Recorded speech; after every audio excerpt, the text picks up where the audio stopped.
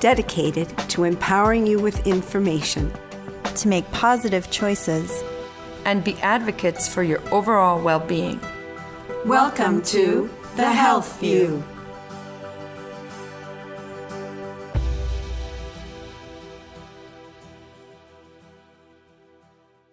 Welcome to The Health View. I'm Yvonne Dunitz. Our topic today is about the signs of a stroke, treatment and prevention. According to the American Heart Association and the American Stroke Association, stroke is the number 5 cause of death and a leading cause of adult disability in the United States.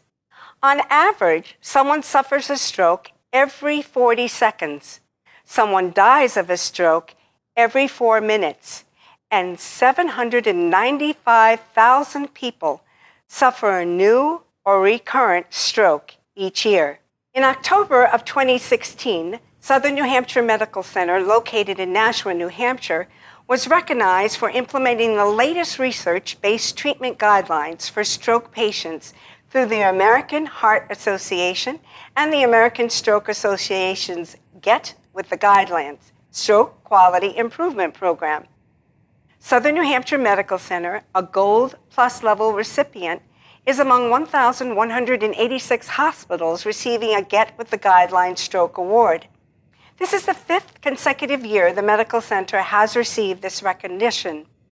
More than 1,300 hospitals received awards for their achievements in heart, stroke, and resuscitation care. All recipients are featured in a special advertisement in the 2016 issue of U.S. News & World Report's America's Best Hospitals. Get with the Guidelines is a hospital-based quality improvement program created to ensure hospitals consistently care for heart and stroke patients using the most up-to-date guidelines and recommendations. With Get with the Guidelines Stroke Treatment Guidelines, stroke patients are started on aggressive therapies and medications that can help improve patient care and outcomes. Hospitals must follow these measures at a set level for a designated period of time to be eligible for the Achievement Awards. Published scientific studies provide evidence that adhering to Get with the Guidelines quality measures can result in better patient outcomes, including increased survival. My guests today are Dr. Dilip Yarbuttu, who is an emergency room physician at Southern New Hampshire Medical Center and is also the medical director of the Stroke Certified Program. Joining him is Chris Stawaz, regional director from American Medical Response, providing emergency medical services and the nation's leading emergency medical transportation service. Welcome, and thank you for being here. Thanks for having us. Thank you. Doctor, what is the most important signs of stroke? There's a few signs of stroke that you really want to be cognizant of. One of them is facial asymmetry. Second one would be arm weakness. Another one could be trouble with your speech. There's an acronym, FAST, FAST, and T stands for time to call 911. So when you say asymmetry in the face, let us explain that a little more. Would it be droopiness on one side? What would the face look like? Yeah, typically they'll be drooping on one side. You can ask someone to smile or puff their cheeks out, and due to weakness on one side of the body, you'll have lower facial asymmetry. So can people automatically ask a patient certain questions or their loved one if they notice certain things? What would they ask them? Yeah, they would typically ask them to smile. Okay. And usually if you have an asymmetrical smile It will like be that, crooked. then that side would be weak. Okay. And, or just puffing your cheeks out, you wouldn't be able to do so because you wouldn't be able to purse your lips. That's a very typical way. Or keep your hands out, palms up to the sky, and if you notice that one side is drooping down, Right. there's weakness in one side of your body. Very good. Of course, if they're slurring their speech or having word-finding difficulties, then that's the S in speech for fast. And there's other ones, sometimes dizziness, lightheadedness, being off balance, vision changes. Those are a little bit more tricky, but the main signs and symptoms are with FAS, and then T is time to call 911. Okay, so you're saying call 911 immediately. That would be the first thing that you would do. Anything else do they need to do? Don't don't get in the car and drive, because you just don't know how fast these symptoms are going to progress, and you don't want to put yourself or others in danger. Okay, so that is where you come in as a definite collaboration with the hospital. Right. Because that time of 911 and waiting for the ambulance, while they're waiting for the ambulance, is there anything that should be done? You want to make sure that if you're in a safe place. I mean, sometimes strokes can be, there's two types of strokes. I mean, there's the clot type stroke and the hemorrhagic, the bleeding type stroke. And some of these patients are very sick. So you want to make sure that if you detect a stroke in someone, they're in a safe place, they're in an area where the ambulance can see them immediately. They're not in anywhere where it's more work for the first responders to get to. Should they be lying down or sitting up? It all depends. I mean, if there's issues with the airway, then you want to make sure you protect that. If there's trauma involved, sometimes they collapse.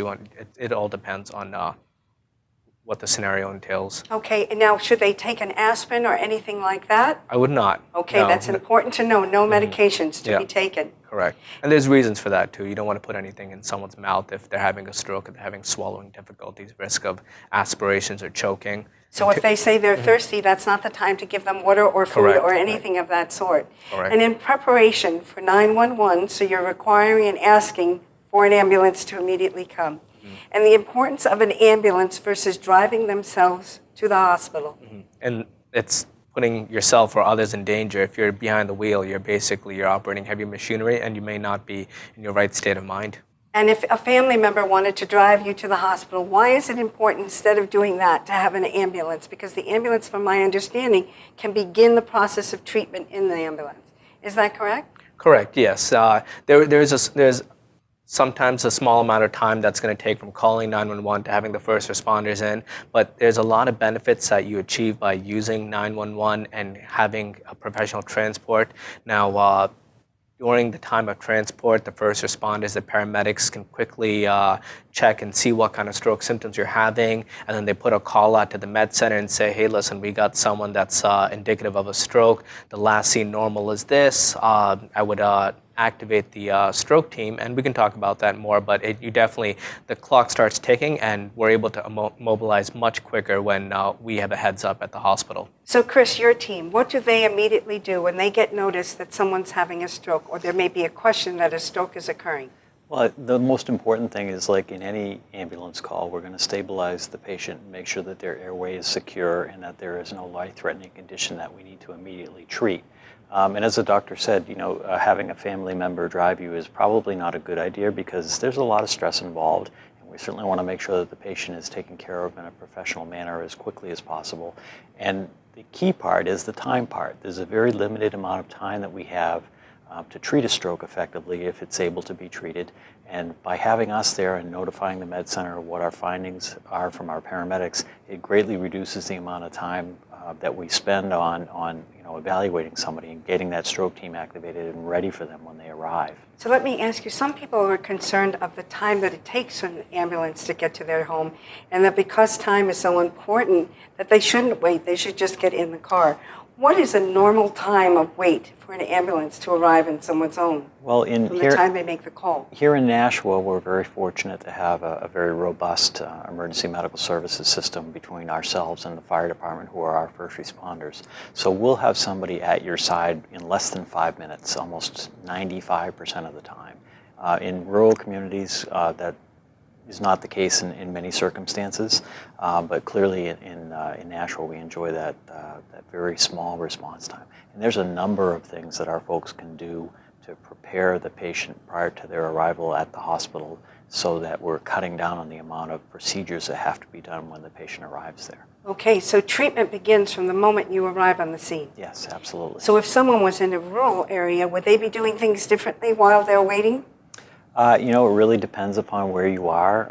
Many of New Hampshire's rural areas have paramedic services available to them, so I would check with your local emergency medical service and see what your capabilities are. Okay, so they get into your ambulance, and what begins happening? You said they clear the airways, you're in contact with checking the vital signs, and you immediately issue a call in? to your team? We do, and we can communicate with the hospital in a variety of different manners, whether it's through telephone communication, radio communication. We can electronically transmit EKGs right from your side.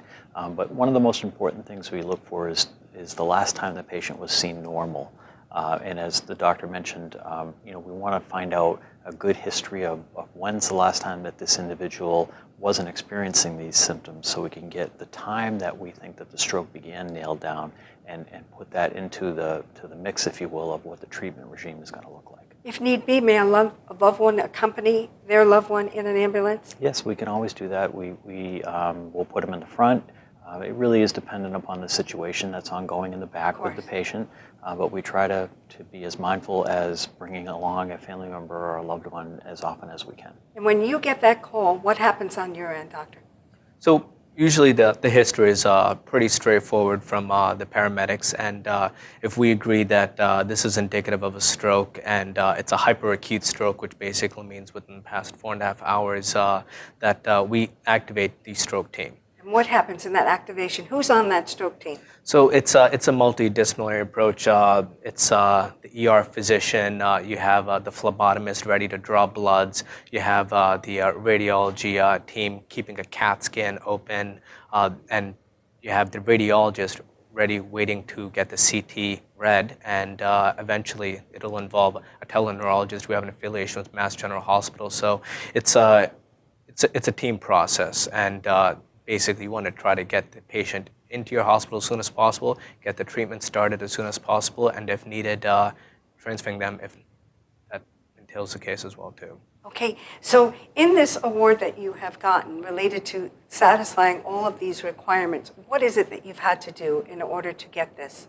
So with Get With the Guidelines, it's a in-hospital program to basically make sure that the hospitals are performing at the highest level of stroke care and prevention.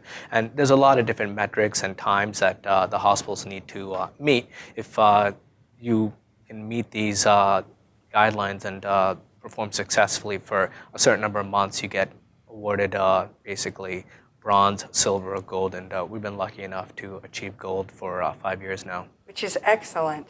So that means people can have a sense of confidence that by coming with the AMR and having that communication going back and forth, that a team of people that are trained and ready are ready to do whatever they can to help. Correct. Is this different from other hospitals? Chris, when you're working and there's a call for 911? You know, each hospital has a variety of different services that they can provide, and some of them focus on some things and others do others. But Southern New Hampshire is well known for a multidisciplinary approach of focusing on not only strokes but cardiology as well. And I think the award speaks to, I call it a well-oiled machine of how everything operates, and the parts are all moving at the same time. And people are very cognizant of the time dependence and the importance of what's happening. Wonderful. What about treatment? So treatment, there's two types of strokes. And the treatment varies greatly based on each, just based on the mechanism So why don't we talk about each of them and explain the differences? So when people hear stroke, the first thing you need to determine is what kind of stroke is it? Is it an ischemic stroke, the clot type stroke, or is it a hemorrhagic stroke, the bleeding type stroke? Okay. And they vary differently. The signs and symptoms vary as well too. Sometimes they're a little tricky, but the concept is the bleeding type stroke usually presents with a sudden onset of a headache, and usually it's the worst headache of the patient's life, but it's also maximal in onset. So boom, it's like a shotgun went off in your head. And those patients are sick. You can tell. I mean, something is not right about them. They've collapsed, they're vomiting, they're incomprehensible, and that's why it's important you call 911, you get here immediately, because they can be quite detrimental and even deadly. It's a very common phrase that people actually use. It's the worst headache of my life for that type of stroke. We hear that very often from people when we respond to them. Does it affect their eyes, they're seeing? Do they also sometimes, when you have that worst headache, you have difficulty? It can. It definitely can affect your vision, yeah. Does anything happen before that happens, or just this headache comes right on? Sometimes there's what's called a sentinel headache, and you might have a small, lesser type symptom hours before, which can be a little tricky. But a lot of times when someone is having a headache, it almost always feels like the worst headache of your life. Different from a migraine. Yes, but even with migraines, everyone always feels like they're having the worst migraine of their life, whenever they're having one. So it's tricky, but maximal in onset is also important too, which means that when the headache comes on, it doesn't come on gradually, and over the next few hours, you're feeling worse and worse. This is, boom, sudden. It's there. It's there. Okay. And so the treatment for that? So one, depending on how bad the bleed is, there's going to be surgical intervention. Usually it's an aneurysm that ruptures, so sometimes they're going to have to go in and actually perform a procedure coiling the aneurysm. Really? When you say coiling the aneurysm, what do you mean by that? So usually that happens at a tertiary care center. We wouldn't have the ability to do that at Southern New Hampshire, but luckily we have a great relationship with MGH, and they'll go in and they'll basically, it's like a bubble of blood that is just ruptured, and that's the aneurysm. So they go and they repair the aneurysm that way. So do you transport people by the helicopters then? Yes, yeah. Weather permitting. If sometimes you can't fly people out and you end up sending them by ground, but usually if there's something critical and time is of the essence, then we have a great acceptance policy with MGH. We have a teleneurology as well, which we can talk about. We're able to get opinions right through or telenetwork and actually have eyes of a stroke neurologist right on the patient. And they tell us, hey, listen, this person is going to benefit from coming down to our hospital. We can fly them out. So Chris, when that 911 calls and you hear that that person says, I'm having a headache that is the worst in my life, when you're communicating and getting the signs that the person is having and checking all of their, everything that you need to, and you communicate with the hospital, does that mean that you immediately put into effect that different team? Correct, yes. Yeah, we activate the stroke team. Okay, but the activation of the stroke team, is there two different parts of it based upon the different types of stroke that you just mentioned? Not necessarily. No, not necessarily. they're just ready to do different things. Correct, yes. So, like, for instance, with MGH, would you be contacting that telemeter that you were saying or doing anything regarding that automatically before that patient arrives at the hospital? You don't have to contact MGH or a tertiary care center immediately. Okay. Stabilize the patient, get the CAT scan, get the read, and they call back immediately, and then you can run the case by them. And I was going to say the other type of stroke is the clot type stroke, the ischemic type stroke, which is a completely different animal. I mean, this is basically a lack of blood flow to the brain based on some type of clot. Okay. And now, what would the symptoms be before that? Any telltale signs related to that? Not usually. No. Not usually. That it can just come on. But those are the symptoms that we were talking about, the facial asymmetry, the speech changes, the arm weakness, vision changes sometimes, dizziness, lightheaded, feeling off balance. But the clock starts ticking. And we know that if we can treat a stroke patient fast, we have the highest chance of a good survival rate and a good outcome. Every 15 minutes you treat faster, you have 5% less chance of succumbing to a stroke.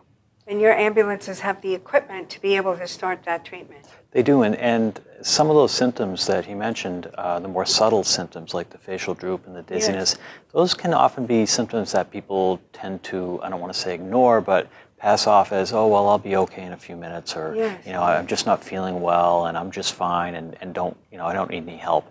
And as we have mentioned already, the time is really a very important component of this in the ability to provide real excellent treatment to try and figure out what's going on, whether it's ischemia or whether it's a bleed. So those are very important signs to recognize and to activate 911 on. Okay, and from prevention point of view, what can we do to prevent stroke? Before we go to prevention, though, just briefly with treatment, the treatment of a clot-type stroke and ischemia, there's really only one type of treatment, and that's basically trying to bust the clot open. And there's two ways of doing that. You can do that with IV intravenous TPA, the clot-busting drugs that people may hear of, but there's a time frame for that. Usually it's within 3 hours of last seen normal. And sometimes you can get up to 4.5 hours, and there are certain populations where you can even actually do what's called intraarterial TPA, where a neurosurgeon will actually go in and inject the clot-busting medication into an artery. It basically focus into that one area. How effective is it? Quite effective. Quite Both, effective. Yeah. both avenues of that? Yeah, they are. Now, some neurosurgeons may argue that the intraarterial therapy can be even more effective, but there are risks involved in every procedure, and that's why you want to try to get to the hospital as soon as possible, because as time is ticking, you have to get this medication in you if you truly meet all the indications and you don't have any of the contraindications. And the recovery from a stroke. Once you come in, you figure out what you need to do. That's all case-based. I mean, a lot of patients, that's one of the most common things they'll ask me is, what are the chances? What are the chances of them coming back? You know, only time will tell. That's why it's really important to get to the hospital immediately, get a good history, and hopefully get the appropriate medications and the treatment so that they can have a successful outcome. And what about prevention? What can people do to prevent having a stroke? So there's a bunch of risk factors. Some of them are modifiable, some of them are not. So we'll just go with modifiable ones. One of the main risk factors is hypertension. So you want to make sure that your blood pressure is under control, and that goes in part with eating healthy, living an active lifestyle. Cholesterol as well. You want to make sure your HDLs are up, the good cholesterol, that your LDLs are low. So that in part goes, say, healthy living, healthy lifestyle. If you smoke, definitely want to quit. I mean, the smoking itself is very detrimental to the blood vessels, increases your blood pressure as well. Diabetes is another risk factor, so try to control the intake of sugars, eating healthy and living healthy, and minimize your risk of developing diabetes. And Chris, from your perspective from the ambulance and the training, a lot of people don't realize the training that goes into effect, that everything that you do to really help people before they even get to the hospital. Can you briefly talk about that training? Sure, we do. We have what we call an advanced life support system here in Nashua, and we staff our ambulance with paramedics who are the highest trained emergency medical providers available. They could administer a variety of different medications right in the field. They can do some very complex medical procedures for airway management and other life-saving measures that are out there. They're really a mobile emergency room, if you will, and they have the ability to talk to the doctors in the emergency room or the nurses if they need assistance or guidance as far as what they're seeing or what they think that they want to do to treat a patient. So it's really a great network of medical providers that are all talking to each other and have some really great abilities to save people's lives. So your equipment in an ambulance, you must be very well equipped. We are, yeah. What are the types of things that you have in there? Because that's amazing. A lot of people don't realize this. It is. It's certainly a very high-tech environment. There's you know, I've been doing this for pretty much my entire life, and we certainly didn't have the electronic capabilities that we have today. So as I mentioned earlier, we can actually transmit an EKG that we can perform on you if we were doing it right now, right to the hospital, so that the cardiologist or the emergency room physician could see it real time and know exactly what's happening. Yeah. There are systems throughout the country where they have video capability to do stroke assessment. Wow. And we're looking at that ability here in New Hampshire for a pilot program in a couple of different areas, and hoping to bring it to Nashua at some point. That's fantastic. So let's talk about and summarize the most important signs of a stroke that people should be aware of. Yeah, so really the take-home message is detecting stroke symptoms quick and not sitting on them, acting on them right off the bat. The easiest way to remember it is the FAST, F-A-S-T acronym. F, facial asymmetry. Meaning? Usually with the smile is off. The arm weakness, have them hold their arms out and see if one of them drifts down. That would indicate weakness on one side of the body.